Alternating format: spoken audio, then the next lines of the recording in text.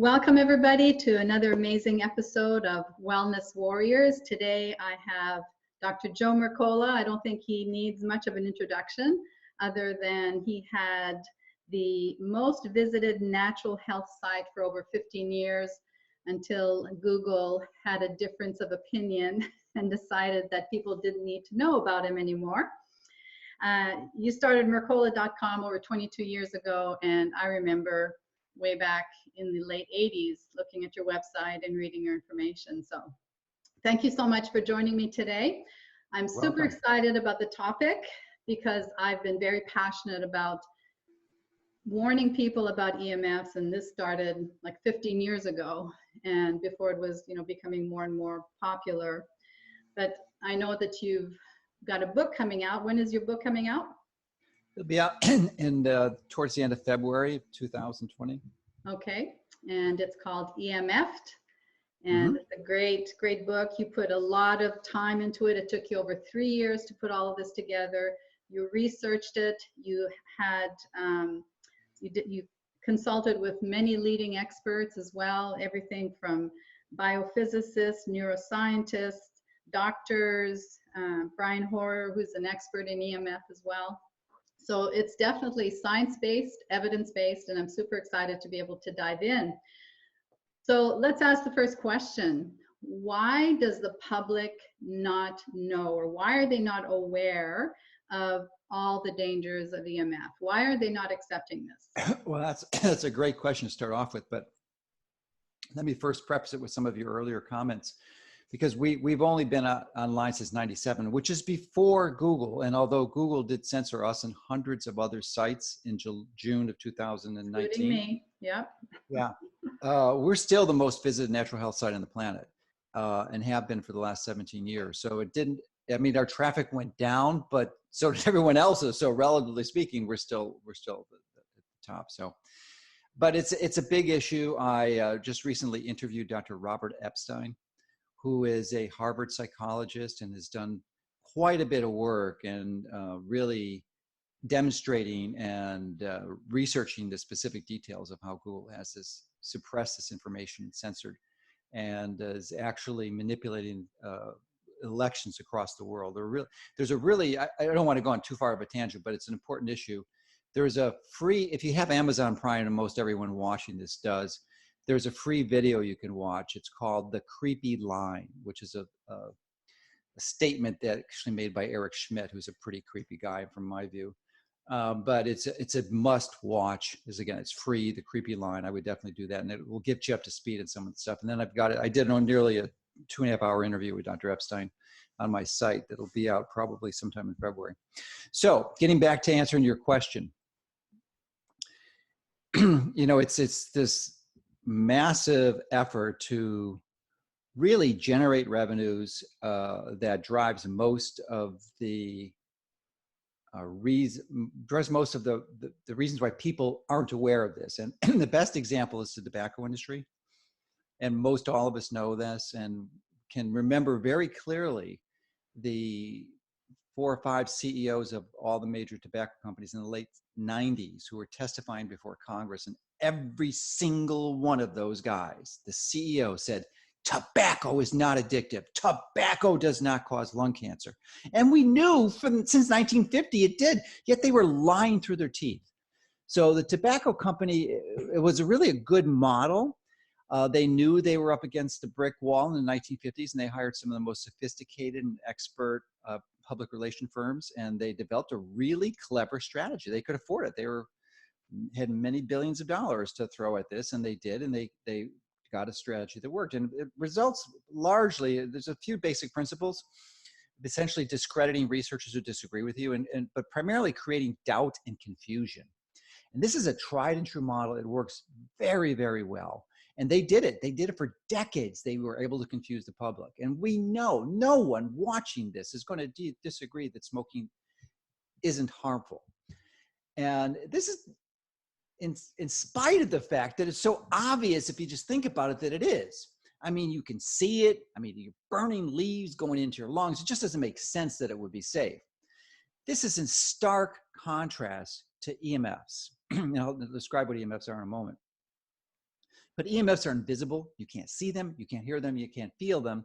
And yet you have nearly every public health agency and federal authority and federal regulatory agency claiming that they're safe based on flawed science.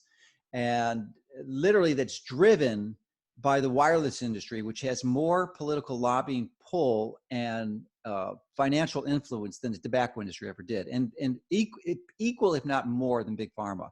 Most people aren't aware that the wireless industry is that influential, but they are. And we're looking tens and tens of billions of dollars are at stake here. And, you know, they want their share, and they're not going to be defeated by any potential harms. And that's actually more than potential. It's well proven harms and documentation, because there's literally hundreds, if not thousands, of studies documenting the biological damage that occurs from this. So it's a long-winded answer, but I'm happy to follow up on any of those. Right, right. You know, years ago, my husband worked for Cisco, and they were already talking about the Internet of Things and how everything was going to be connected. And they're saying, well, in your book, you mentioned that by 2025, we're going to be connected to 75+ billion devices on the planet. And actually, I think it's worse than that. I think it's by this year, the anticipation is 1 trillion. If I'm not mistaken, I have to go back and look at the numbers, but I think it's much higher than that. I think we're well in excess of that, the number you just quoted. Wow. So I mean, it's going to be in everything, because the electronics to produce that follow Moore's law, and that they are reproduced pretty inexpensively. So you can put them in devices you couldn't even think of before. It's going to be pervasive. You're going to have hundreds, thousands of them in your home. I saw a commercial where they're going to put them on diapers. So yeah, you don't even have to check the diaper. There you go. You can have an app for that. I mean, it's ridiculous.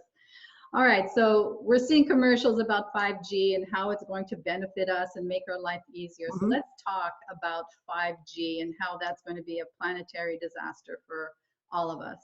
Well, let me get back to one of the other reasons why we don't want to even believe. And you alluded to it in your comment on the diapers, and that it's just an example of many of the enormous, incredible conveniences that this technology provides us. And so that is sort of a variable or factor that limits our willingness to accept any danger, because we don't want to believe it. If we do, then we have to act, and that means sacrificing some of these conveniences. So it's an inconvenient truth, so to speak, as Al Gore would say. Not a big fan of his, but it's a good term. So anyway, the 5G. Before I answer the 5G, we can go back to the way that nearly everyone watching this who was connected to the internet in the 1990s and even before then, and most of you watching this know that you did not connect through a wireless connection. You connected through a wire. If it was in the 70s or the 80s, that was a telephone wire through an acoustic coupler on a modem, on a telephone. And later on in the 90s that became miniaturized, and we actually progressed to Ethernet cables. And really wasn't until the last decade, with the advent of the iPhone, that wireless became very popular and certainly convenient. So this is new. This is relatively new. So 5G is the 5th generation of cell phone technology, or mobile technology would be more accurate. And it offers significant 2 primary benefits. One is the latency, that time it takes for a connection to occur. And with 4G, the current generation, it typically is in the hundreds of milliseconds, and it goes down to a fraction of a millisecond with 5G. So that's pretty quick. It's almost instantaneous. Your brain can't really discern the difference. So that is one big advantage. And the other is the amount of data that can be downloaded, the bandwidth. So our current 4G is typically about 10 megabytes per second, and 5G is probably close to 100 times faster, anywhere from 50 to 100 times faster. So, wow. And if you do it, and you can easily, and that's typically faster than most people's home connections currently. I mean, you can get a gigabyte connection now. When that's the way to do it. I mean, that's ideally, that's the sort of jumping to the conclusion of the book, is the way around this is to get back to the wired connection. And the primary benefits that I just mentioned, the latency and the bandwidth, can be easily achieved with fiber connection. Now, you can achieve them on your diapers or, wireless devices, but you can get the data to your home to do whatever you need for the most part through your computer or even your notebook, your laptop, or even your phones. You can occasionally connect that. It takes a little bit of work to do that, but you can connect through a wire. So that is 5G.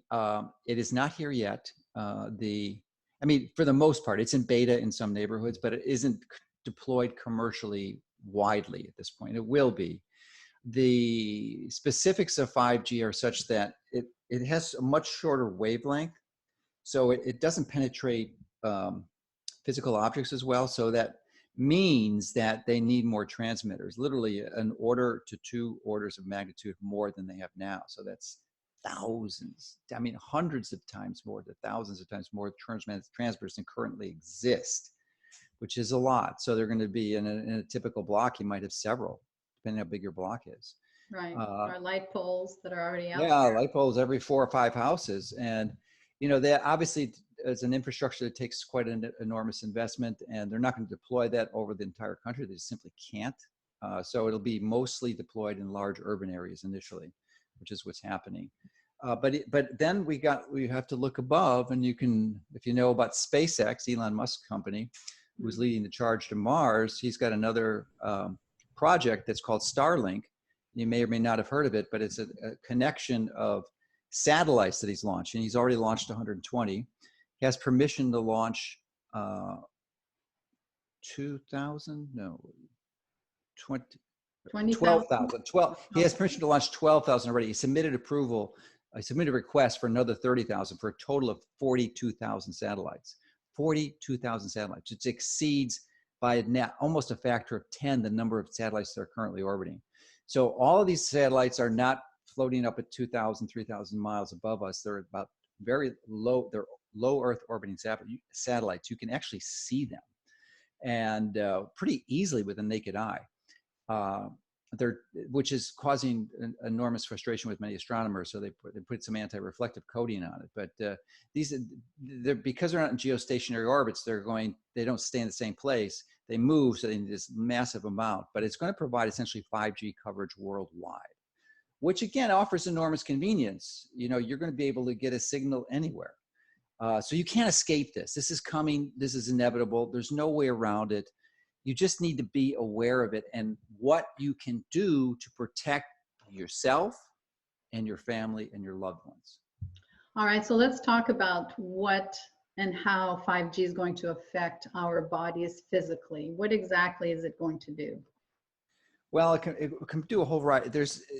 5G is not going to do anything much different than 2G, 3G, or 4G. It's just going to do more of it. So it's just more of the same. It's a little shorter wavelength, but it's still the same biological reaction that occurs. And ultimately, when you're exposed to these frequencies, they didn't exist.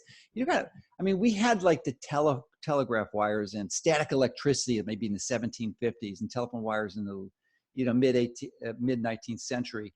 And electricity didn't really get gathered around until like 1889, 1890, which is a type of EMF. And not all EMFs are bad, by the way. I didn't mention that because sunlight is an EMF. And of course, if you're a dermatologist, you would disagree, but most knowledgeable humans would understand that regular exposure to sunlight is healthy. Excessive sunlight can be dangerous, but regular moderate or optimal exposure is good. So that is healthy, but and then we had wireless radiation, the radio frequencies in the beginning of the 20th century or so, and that progressed to TV, and then we have microwave radiation, and microwave first was commercially available as radar, typically at the beginning of around World War II, and it was commercialized in microwave ovens, and then these frequencies are essentially the same ones that drive your cell phones and drive your Wi-Fi routers.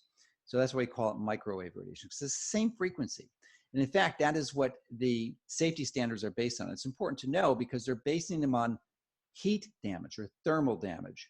And, they are correct. Your cell phone will not cause, assuming you use it correctly, and virtually no one uses their phones correctly according to the manual. It's not on your head. And if you go into an airport, you'll see everyone is or in a public space, they're putting it right on their head. Every phone manual tells you not to do that. You've got to put it a little further away. And even then it's not safe. I mean, it's probably safe at about 30 feet away from your body, relatively speaking, to get to levels that it's not going to hurt you. So I forgot where I was going with this, because I love going on tangents. Biological effects of EMF. Oh yeah, the biological effects. Yeah. So when you're exposed, when you're exposed to these frequencies, a number of things have happened, and we see epidemics now. When I first started practicing in 1985, we had an autism epidemic rate of 1 in 10,000 children. 1 in 10,000. I never saw an autistic child when I was in practice until like the early to mid 90s. Nothing. So because these radio frequencies, most of the exposure is relatively recent. It's probably within the last 20 years or so, is where it's exponentially increased. I mean, we didn't, as I said, we didn't connect to the internet through the wireless. It was all through a wire. So, and we didn't have cell phones that much. They existed, but very few people used them in the early 90s, more in the late 90s, and almost everyone in the 2000s. But so this is a novel experiment. So what do they do to your body when you're exposed to these things? Well, we know from there's in vitro data, there's cell studies, there's animal studies that show this pretty clearly, there's human studies that show that it causes damage. And we believe that the mechanism, because it's important to understand the mechanism. If you don't understand how it works, if it's some etheric, nebulous, yet unidentified way that is harming you, then it's hard to believe. But there's lots of support that suggests it increases oxidative stress, damage in your cell. So these reactive oxygen and reactive nitrogen species that ultimately damage your cell membranes, your DNA, your proteins, your stem cells, pretty much everything you need to survive. And ultimately, one of the primary organelles that it just causes dysfunction is your mitochondria, which is these little power plants inside your cell that typically have a few hundred that generate your energy currents, your ATP. So it causes that mitochondrial dysfunction. And this results in a variety of diseases. So what are the symptoms? I mean, you could have headaches. Ringing in your ears is another common one. Cardiac arrhythmias, atrial fibrillation, atrial flutter are really common ones. So if you have that, or you know someone who does, you really need to look at the EMF exposures. As I alluded to earlier, it could contribute to Alzheimer's. Autism, because when I first started practicing, it was 1 in 10,000, and now it's down to 1 in 25. 1 in 25 kids. Wow. From 1 in 10,000 in my clinical career. That is insane. Something's causing it.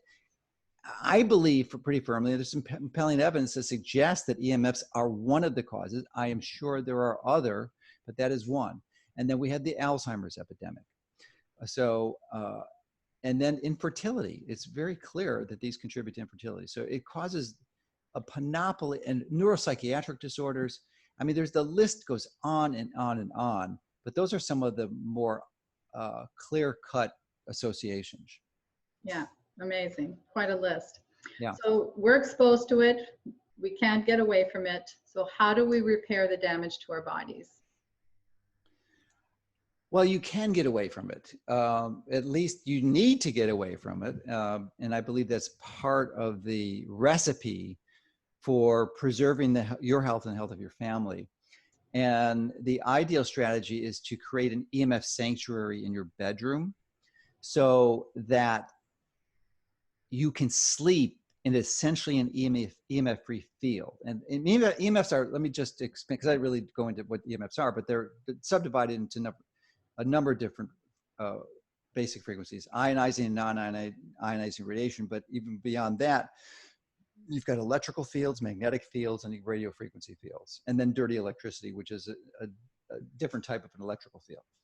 So magnetic fields, it's really, really difficult to shield against, but all you have to do is measure them. And most of the time it's going to be to some large motor, like a refrigerator on the other side of your wall, or a wiring error in your home. Wiring errors are probably the most common cause. So an electrician could fix that. So you want to do that. And that typically does not come back to bite you. And you're not going to get an unexpected magnetic field after you measure your home. It's just, just a once and done deal.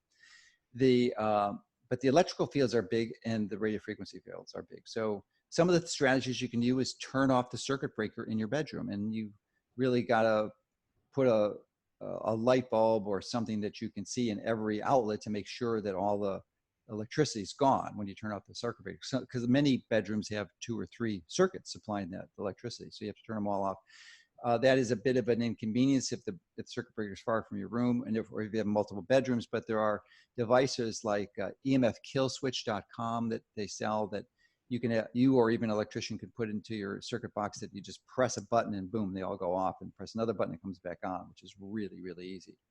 And then the other thing is to shield. But before you shield, you got to make sure that you're measuring and making sure you're turning off devices. Like, you wouldn't want to have your Wi-Fi router on at night. Ideally, you wouldn't want to have a Wi-Fi router at all, no Wi-Fi in your home, and you replace the Wi-Fi with cables like we had in the 90s. Yeah. And get your signal like I'm talking to you now. There's not Wi-Fi in my house. I have a wired signal. So yeah, me too, hardwired. Yeah, that's the way to do it. So it goes a long way. And then you got to measure. So there's a wide variety of instruments you can get from a wide range of prices, and I discuss them in the book. But one of the exciting things, I'm really so excited about this, because as I said, I'm convinced that key is to sleep in a shielded environment, or an EMF-free environment, however you do it. Ideally, you don't have to shield at all because you're in a low ambient field, but that's, with the introduction of all these fields, it's really, really hard. So we've developed an EMF shielded sleeping tent that's really convenient. It's so big, actually, almost 2 people can sleep in it. And it collapses down to something that you can easily put into your luggage. And it weighs like 2 pounds. It's basically, it took us like 3 or 4 years to develop this tent. And it's just about ready. We're like in prototype version 11 or 12 now. So it's like, well, that'll be awesome. Yeah, especially when we travel, we go to hotels. I mean, those things, yeah, traveling is really difficult. It is. There's no question. For those of us who are committed like you and I to want to minimize our exposure, that's a key. But even for others who may be watching this and don't have the time, effort, expertise, or resources to create this EMF shield environment in their own home, which is the most important, they don't do much traveling, well, you could sleep in this tent. And literally, our goal, not even sure what the price is going to be, but it should be well under $500, and which is about half to a quarter of the price of most EMF shielding canopies. So, and you can easily fold it up and get it out of the way. So these canopies look, they're not very attractive. Most people don't believe. So I don't believe so. So anyway, it makes it easy, and then you can do that, and you can have it. You don't have to go, because to shield a room properly with paint or cloth and stuff is probably thousands of dollars, and it could be as much as 5,000 or 10,000, sometimes even more. So this is able to provide that environment at a very small fraction of the investment, especially if it's not your home and you're renting or you're traveling. So I'm excited about this product.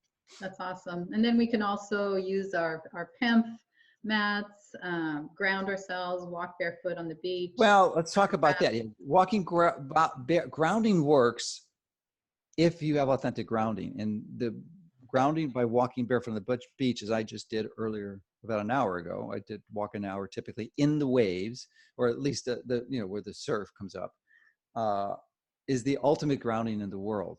Unfortunately, if you live in North America and you just like walk on wet grass, you will get grounding, but it will be contaminated with dirty electricity. It's an artifact of the electrical utility industry. It's only in North America. It's not true in Europe or Central America or South America, but it is true in North America. So I don't recommend grounding, and I don't want to give people a false sense of security by thinking they could sleep on a grounding sheet and that's going to solve it. It won't, and may even make it worse. Mm-hmm. So I would be cautious about that. And I review it in my book. And I know that's a somewhat controversial position and other people disagree, but I'm fairly convinced this is accurate, and it's what I follow personally. Yeah, those sheets gave me the jitters. I couldn't sleep on them. Are you a canary? Are you hypersensitive?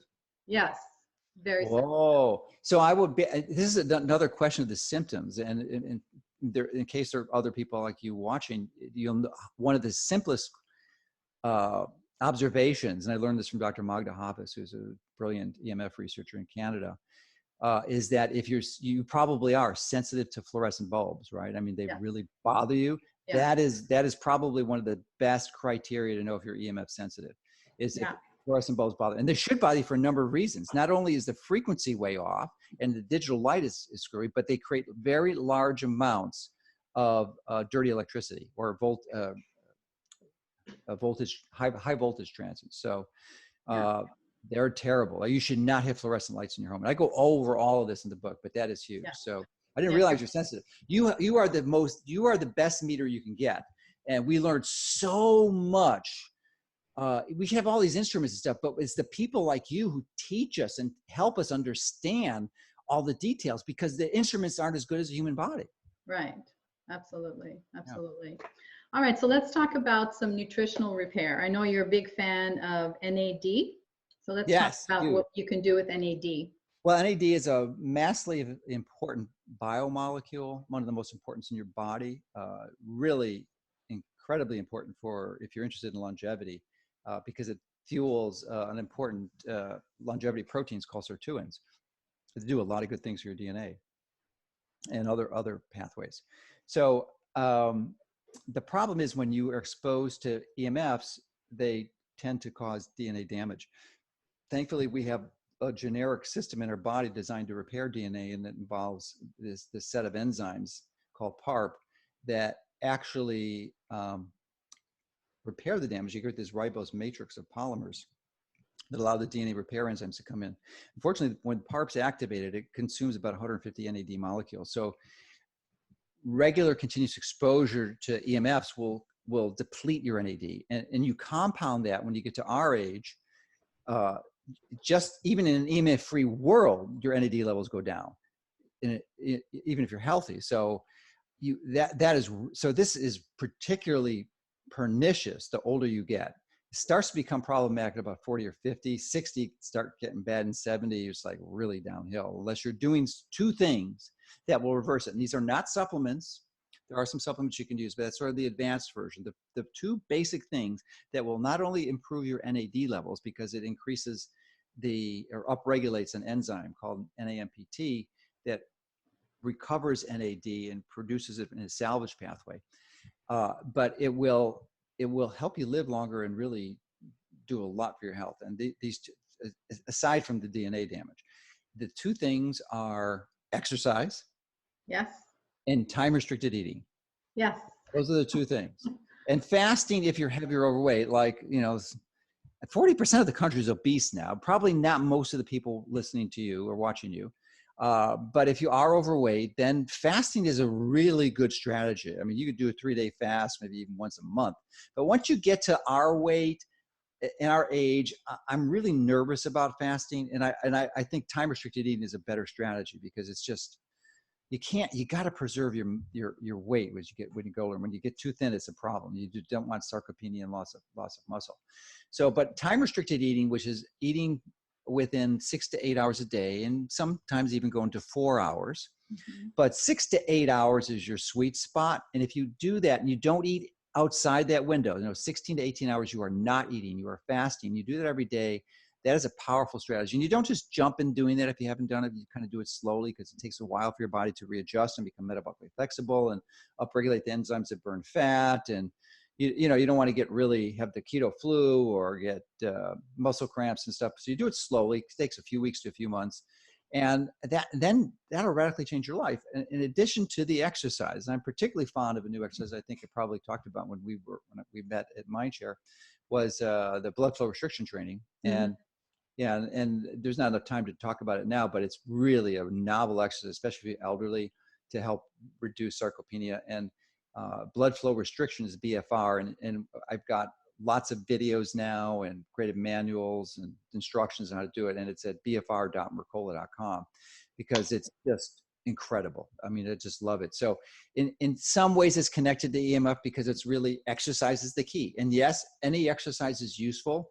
Walking is good. And, you could do swimming and endurance exercise and strength training. But as you get older, and when you do those things, it's not as effective because of the loss of the microcirculation that occurs naturally as you age. And BFR is able to compensate for that loss through some very sophisticated hormonal responses to the intervention. Now, if we wanted to supplement to be able to, get that NAD into our bodies, what would be the best way to supplement? Well, the basic thing would be taking niacin, and most people are probably getting enough, but you need about 25, maybe up to 50 milligrams. Taking more is not better, and it should be niacin, regular niacin, not niacinamide or not time-release niacin. So that is one, but most of you're probably referring to the precursors, and there's two that are currently available, probably more coming right down around the pike. But niacin, or nicotinamide riboside, or NR, and nicotinamide mononucleotide, or NMN.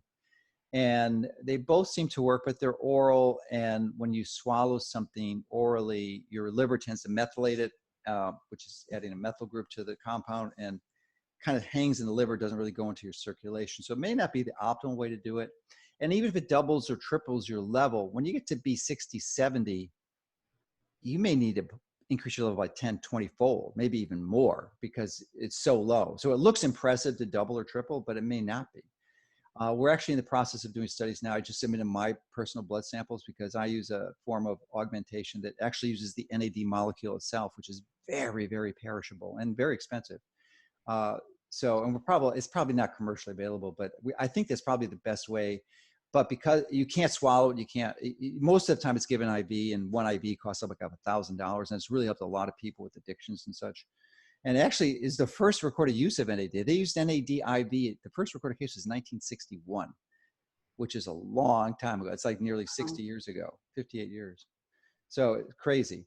59 years actually. So that's one. The other way is you can bypass the oral route. So there's some nanoliposomal formulations. Quicksilver is one that we think we're actually in the process of testing. So I just set up my samples for mass spec analysis to do it before and after to see what the levels are. I'm working with one of the premier NAD researchers in the world, and we're going to compile this information, and hopefully by the middle of the year we'll know the answer to that question. But it's not that NR and NMN are okay, but they're better sources, and I think probably for most people it's going to be like nanoliposomal NMN that's going to be the winning ticket. Unless you've got access to someone like me who can get the NAD and do it transrectally, transmucosally.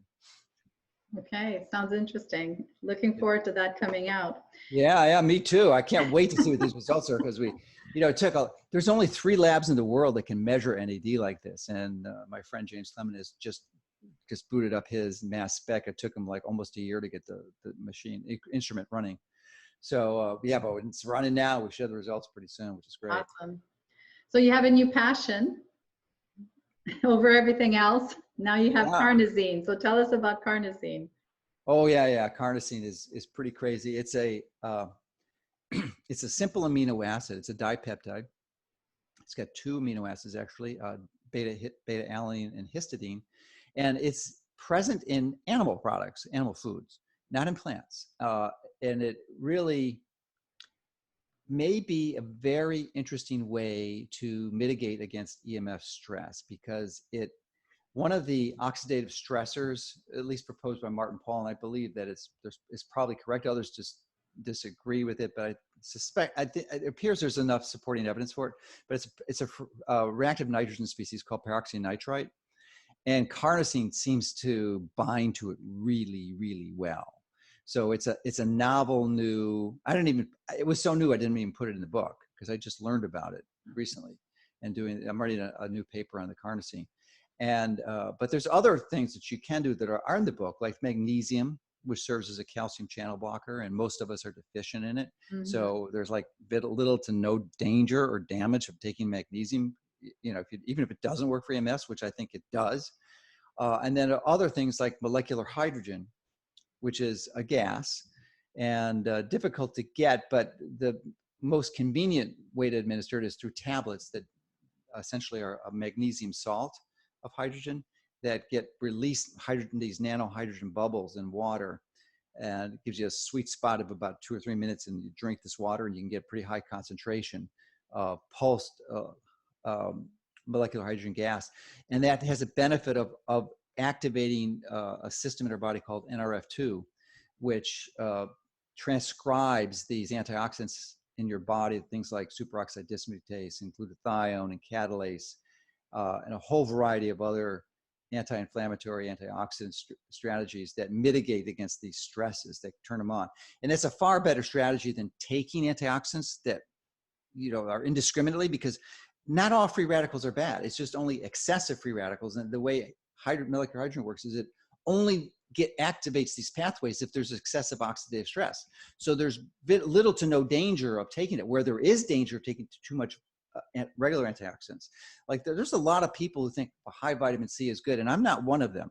I don't think you should take vitamin C on a regular basis. I think it may be counterproductive, and a lot of people might dispute that with me. But on the other hand, I think it can save your life, and does save your life. There's tens of thousands of people who die every year in the United States alone from septic shock, and most every one of those, their lives could have been saved through the administration of high dose intravenous vitamin C, ascorbic acid. Mm-hmm. So when used at high doses, it's a very powerful, very, very safe drug that can really address issues like this. But to use chronically, I think, it's much better, in my viewpoint, it's much better to activate the NRF2 pathways. Awesome. All right. Now you have a free gift for us. I do. Listeners. Yes. What's the gift? Well, the gift is, we have a limited time here, and I could talk about this topic for hours and hours, and that is, believe me, that is not hyperbole, that is the truth. Yeah. So we don't have that time or the luxury. So what I've done is the best part of the book from my viewpoint, if you're convinced already that this is an issue, is chapter 7, which tells you how to take care of it. I mean, literally, and it's not just my wacky, crazy ideas that I researched for 3 years. This is the consensus of the experts, like Brian Hoyer, who you mentioned, who I just was talking on the phone with today, because my girlfriend's getting a new place, and we walked through the whole process of how to do that. And that's mostly captured in the book with him and other experts. He's not the only one, that have a consensus of specific things you can do to lower your exposure to these fields. And it's very, very practical. So most of those recommendations, you don't even have to buy the book. I'm giving it away for free. And that is in the PDF I created, and you can get at EMF, real simple, emf.mercola.com. So you go there and you can fill out the forms and you can download it. Yeah, and we'll post those links when we post this interview. So thank you so much, Dr. Mercola. I know you're thank you for having me. It's just, I did not realize previously that you were EMF hypersensitive. So yeah, you may be a good candidate for that tent. Yes, absolutely. No, this is a favorite topic of mine. My community definitely knows that. Yeah, I know breast cancer. I've neglected to mention, breast cancer is a real passion and interest of yours, and there's no question that it's related to it. And I'm sure you probably related stories to your viewers. Yep. When you put a cell phone in your bra, you're going to radically increase your risk of getting cancer right there. And this is a rare spot to get cancer. It's not on the medial upper inner quadrant. It's at the upper outer quadrant. Hardly anyone gets it here except the people who put their cell phones. Yeah. Crazy. There's over 70 studies showing the connection between EMFs and breast cancer. So yeah. So it's definitely a big issue. Yes. So thanks for your time, and I'm looking forward to sharing your book with our community. All right. Well, thanks a lot. Until next time, this is Dr. V sending you a big healing heart hug. Bye for now.